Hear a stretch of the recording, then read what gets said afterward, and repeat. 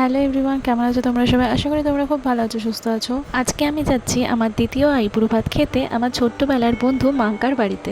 তাই জন্য আমি সকাল সকাল স্নান করে ঝটপট রেডি হয়ে নিয়েছিলাম আর চলে গেলাম মাঙ্কার বাড়িতে। মাঙ্কা আমার ছোটোবেলার যেমন বন্ধু, তেমন আমরা আবার এক পাড়াতেই থাকতাম। অনেক বছর আমরা এক পাড়াতে থেকেছি এবং আমাদের দুজনের পাশাপাশিও বাড়ি ছিল, তো আমরা এক পাড়ায় আড্ডা দেওয়া, কথা বলা সব কিছুই হতো। তারপর আমি আমার কলেজে ওঠার পর আমার একটু জায়গা চেঞ্জ হওয়ায় আমরা অন্য জায়গায় চলে আসায় আর সেরমভাবে দেখা হয় না। তো আজকে প্রায় 5-6 বছর পর মাঙ্কার সাথে দেখা হবে। এতদিন পর দেখা হওয়ার আনন্দে আমি ওর সাথে ভিডিও ক্লিক নিতেই ভুলে গেছিলাম, তো কিছু ফটো ছিল তো সেগুলোই শেয়ার করলাম। তো এতদিন পর দেখা হয়েছে ওর সাথে, খুব ভালো লাগছিল সেই জন্য।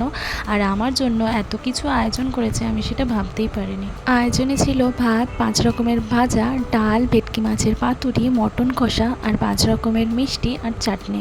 সুন্দর করে সাজিয়ে গুছিয়ে পরিবেশন করেছে মাঙ্কা নিজেই। আর এই রান্নাগুলো রান্না করেছে কিন্তু মাঙ্কার দিদি অন্তুদি, আর সাথে কাকিমাও কিছুটা হেল্প করেছে। রান্নাগুলো কিন্তু দারুণ টেস্টি ছিল, খুব ভালো হয়েছিল খেতে। তো তারপর আমি খেতে বসে গেছিলাম। তার আগে কাকিমা এসেছিল আমাকে আশীর্বাদ করার জন্য, তো সেই ভিডিও রইল এরপর।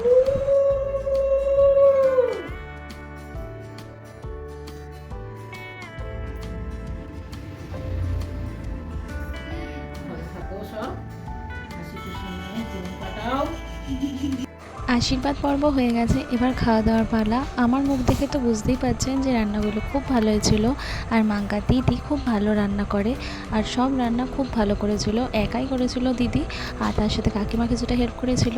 তো তারপর খাওয়া দাওয়া করে গেছিলাম মাঙ্কার ফ্ল্যাটে। মানে আমার বিয়ে ঠিক হওয়ার সাথে সাথে আমার বন্ধুরও বিয়ে ঠিক হয়ে যায়, এবং আমার বিয়ের 1 মাস পরেই ওর বিয়ের তারিখ ঠিক হয়। তো সেই জন্য খাওয়া দাওয়া করে মাঙ্কা বলল যখন এত বছর পর এসেছি আমি যেন একটুখানি ওর সাথে ওদের ফ্ল্যাটে গিয়ে দেখি, কারণ এই ফ্ল্যাটটা মাঙ্কা নিজেই সুন্দর করে নিজের হাতে সাজিয়েছে, যদিও বা এটা ওর বরের ফ্ল্যাট, এখানেই ওর বিয়ে হবে।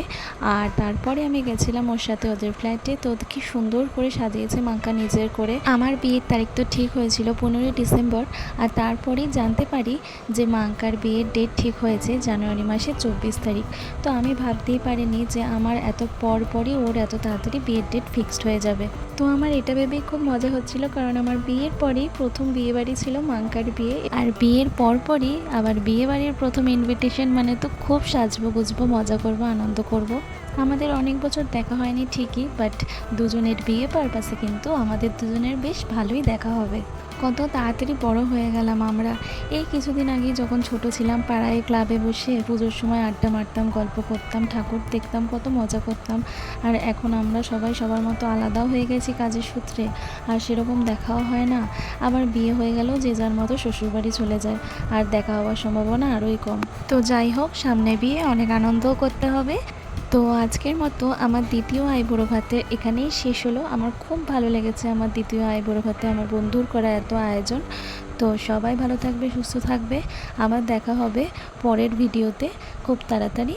সবাইকে আজকের মতো টাটা, সবাই ভালো থাকবেন।